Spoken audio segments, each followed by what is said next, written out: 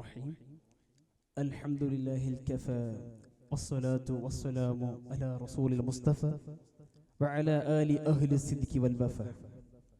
ഏറ്റവും ബഹുമാനം നിറഞ്ഞ ഉസ്താദ് അവറുകൾ, മറ്റു എൻ്റെ പ്രിയ സദസ്യരെ, അസ്സലാമു അലൈക്കും വറഹ്മത്തുള്ളാഹി തആല വബറകാതുഹു.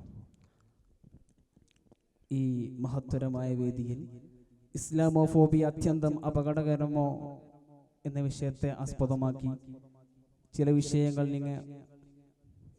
വിഷയങ്ങൾ നിങ്ങളെ ഓർമ്മപ്പെടുത്തിക്കൊണ്ട് ഞാൻ അവസാനിപ്പിക്കാം. അല്ലാഹു തൗഫീഖ് ചെയ്യുമാറാകട്ടെ.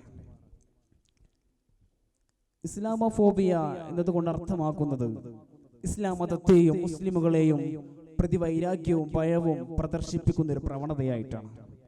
ഫോബിയ എന്ന് പറഞ്ഞാൽ പേടി, ഭയം എന്നാണ് അർത്ഥം. ഒരു എക്സാമ്പിൾ, വെള്ളത്തിനെ കുറിച്ചുള്ള പേടിയാണെങ്കിൽ ഹൈഡ്രോഫോബിയ എന്ന് പറയും. രാത്രിയെ കുറിച്ചുള്ള പേടിയാണെങ്കിൽ നൊക്റ്റിഫോബിയ എന്ന് പറയും.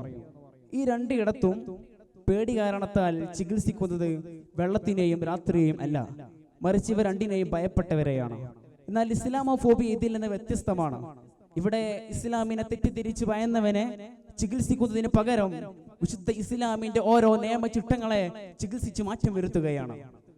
സമൂഹത്തിന് മുന്നിൽ വിശുദ്ധ ഇസ്ലാം ഒരു തീവ്രവാദ മതമായും മുസ്ലിമീങ്ങളെ ഭീകരവാദികളായും കാണുന്ന ഒരു അപകർഷണ ചിത്രീകരണമാണ് ഇന്ന് കണ്ടുകൊണ്ടിരിക്കുന്നത്.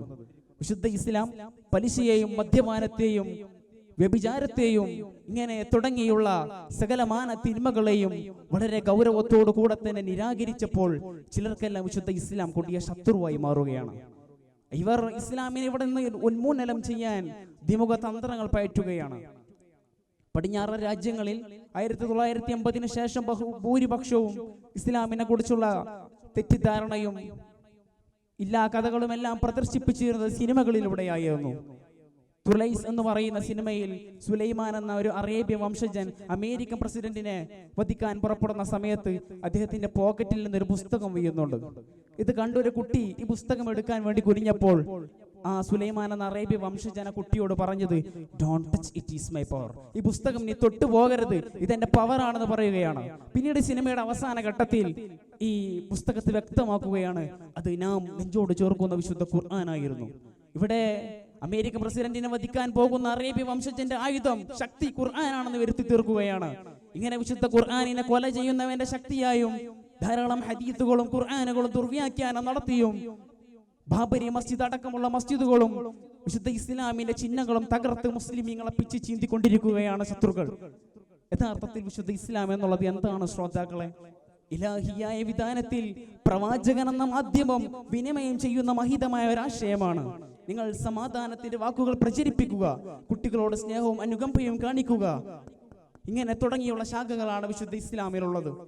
അതുകൊണ്ട് ഇസ്ലാം വിരോധികൾ, ശത്രുക്കൾ, കാഫിര്യങ്ങൾ ഇവരോട് ഇസ്ലാമിനെ ആക്രമിക്കരുത്, മുസ്ലിമീങ്ങൾ ആക്രമിക്കരുത് എന്ന് പറഞ്ഞാൽ അവർ പറയും ഞങ്ങൾ സമാധാനത്തിന്റെ ആളുകളാണ്, ഞങ്ങൾ ഇസ്ലാമിനെ ആക്രമിക്കുന്നവരല്ല എന്ന് പറയും. അതാണല്ലോ ഈ അടുത്ത് ഒരു ന്യൂസ് റിപ്പോർട്ടർ ഇസ്രായേലിലെ പ്രമുഖ വ്യക്തിയുമായി കൂടിക്കാഴ്ച നടത്തി കൊണ്ട് പറഞ്ഞു, നിങ്ങൾ ഇനി ആക്രമണം നടത്തരുത്, ഇതൊന്ന് മാറ്റിവെക്കണമെന്ന് ആവശ്യപ്പെട്ടപ്പോൾ ഇസ്രായേലിലെ പ്രമുഖ വ്യക്തികൾ പറഞ്ഞത്, we are only peace makers, ഞങ്ങൾ വെറും സമാധാനത്തിന്റെ ആളുകൾ മാത്രമാണ്. ഇത് തന്നെയാണ് ഇതിൽ നിന്നൊരു അണുപോലും വ്യതിചലിക്കാതെ അല്ലാഹു സുബ്ഹാനഹു വ തആല വിശുദ്ധ ഖുർആനിൽ പറഞ്ഞില്ലേ, വഇദാ ഖീല ലഹും ലാ തുഫ്സിദൂ ഫിൽ അർള് ഖാലൂ ഇന്നമാ നഹ്നു മുസ്ലിഹൂൻ. കാഫിരീങ്ങളോട് ഇവിടെ ആക്രമണം നടത്തരുത് എന്ന് പറഞ്ഞാൽ അവർ പറയും ഞങ്ങൾ പീസ് മേക്കേഴ്സ് ആണ്, നഹ്നു മുസ്ലിഹൂൻ, ഞങ്ങൾ സ്വാലിഹീങ്ങളാണെന്ന് അവർ പറയും. അതുകൊണ്ട് തന്നെ വിശുദ്ധ ഇസ്ലാം ഇവിടെ നിലനിൽക്കാൻ ഇസ്ലാമിനെ കുറിച്ചുള്ള പഠനങ്ങൾ, ഇസ്ലാമിനെ കുറിച്ചുള്ള ക്രിയാത്മക വേദികൾ, അവസരങ്ങൾ കൂടുതലായി ഒരുക്കുക എന്നതിലൂടെ ഇസ്ലാമോഫോബിയയെ നമുക്ക് പരിഹരിച്ചെടുക്കാൻ സാധിക്കും എന്ന് ഓർമ്മപ്പെടുത്തിക്കൊണ്ട് ഞാൻ എൻ്റെ വാക്കുകൾ അവസാനിപ്പിക്കുന്നു. ആഖിറു ദഅവാനാ അൽഹംദുലില്ലാഹി റബ്ബിൽ ആലമീൻ. അസ്സലാമു അലൈക്കും വറഹ്മത്തുള്ളാഹി തആല വബറകാതുഹു.